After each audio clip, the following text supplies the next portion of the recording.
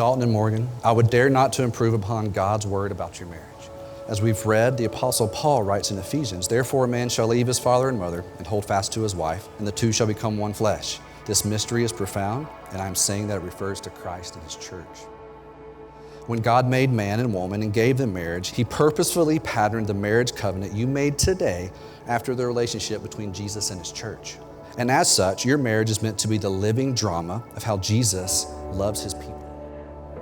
As Dalton and Morgan have consented together in holy wedlock, have witnessed the same before God in this company, have given and pledged their vows to one another, have declared the same by giving and the receiving of rings and by joining hands, it is my joy to pronounce them husband and wife.